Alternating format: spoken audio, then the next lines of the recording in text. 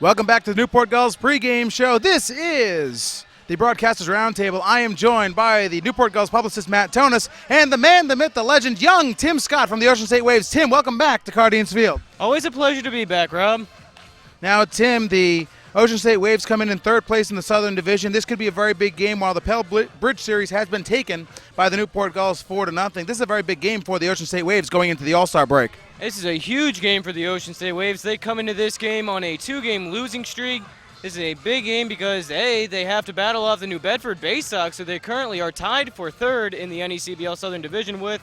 And also it's a big momentum boost because, hey, they already lost the Pell Bridge Series. They just got to go ahead. They just got to keep winning. So it's a big game in that respect.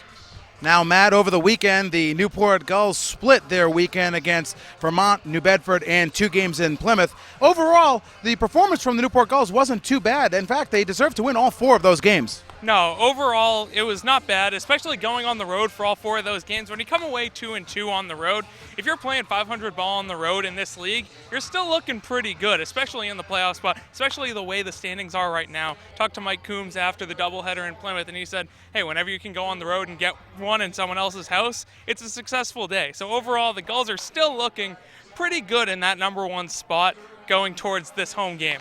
Now, the performance of the weekend goes to Michael Mertz in New Bedford on Saturday night. 13 strikeouts in 8 innings pitched for Michael Mertz. He became the NECBL Pitcher of the Week. Let's just talk a little bit about his performance. He was amazing out there on the mound. From the get-go, he was on. He had all of his pitches. He was spotting them all very well. 13 strikeouts is always an impressive number, and the way he was doing it, he was limiting guys on base. He didn't pitch out of any jams, really. He just went out there, did his work, and then Carson LaRue came in, let the first 2 guys get on, but he struck out 2 in his 9th inning to get a save. So overall, 15 strikeouts for the Gulls. That's an incredible number, especially for a team who's been striking out as much as Newport has over the past few games. If you can turn the tables a little bit during a road game, you're looking good. Now, Tim Scott, before we focus on the game here tonight, Ocean State Waves have 6 All-Stars going up to Sanford on Sunday night. Tell me a little bit about the 6 All-Stars from the Ocean State Waves. Well, the Ocean State Waves have 6 All-Stars. They got Ryan Gray, who's a solid left-handed pitcher, can give you 7 strong innings. He retired the first 16 batters in his last start against the Mystic Schooners. Richard Lovelady, who we've seen many times at Cardines Field, pitched 2 2/3 against the Gulls last week. He's also a guy that can give you another solid 1 or 2 innings, strikes out the side.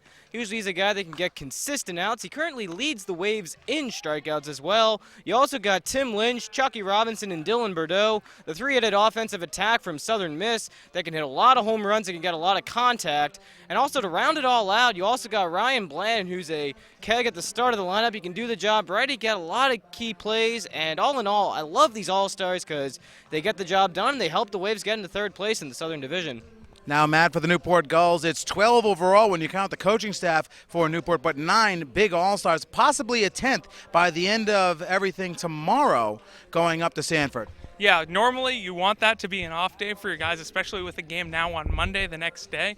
But it's always impressive when you get a full squad of guys going up to the All-Star game, and it's a huge honor for these Gulls. And it just shows the way that this team has played all season. They have been one of the 2 best teams in the NECBL for the entirety of this season, and it shows with the number of All-Stars they're sending to Sanford.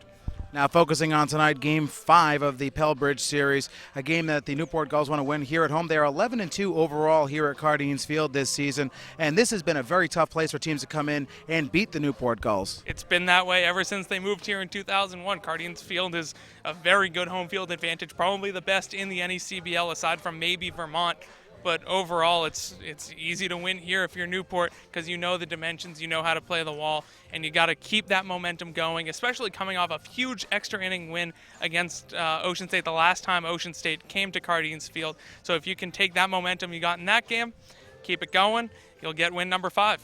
Now, Tim Scott, the last game that we played against Ocean State in Ocean State was the first real, strange scenario game that we have had all season. Of course, 2 games here at Cardines Field, 1 fog, 1 15 innings, and then the rain-shortened game at Ocean State for Game 2 of 3 in the Pell Bridge Series. Game 4 was not only very quick, it was pitching and defense heavy. Exactly. Tyler Wilson made his debut that day for the Ocean State Waves, went 5 innings, only allowed 1 hit, struck out 7. You also got Quinn Brody, who's starting tonight for the Newport Gulls, who threw 6 shutout innings. So pitching heavy, defense made a lot of great plays out there. As you mentioned, Rob, just a great game overall. Of course, it came down to a Jovan Afner home run. That was the difference maker. But going back to today, this Waves team ready to rock and roll. Tony DeBrell on the mound tonight. He was talking to me before the game saying he's ready to roll with the punches, get a lot of strikes, and try to get 5 innings of work tonight.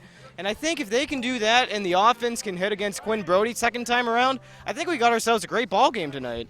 Now, Matt, Quinn Brody is a player that has done just about everything you can do to garner wins here for the Newport Gulls. He won one game pitching 6 strong innings in Ocean State, comes back the very next night and hits a not a walk-off, but hits a go-ahead home run here on the offensive side. Brody is just one of those special players that can play all sides of the field. Yeah, he can do whatever you ask him to do. Mike Coombs told me before during the season that the team's trying to make him a pitcher, but he's so good on offense. You gotta take advantage of it. He's hit for power. He's hit for average. He's pitched very well.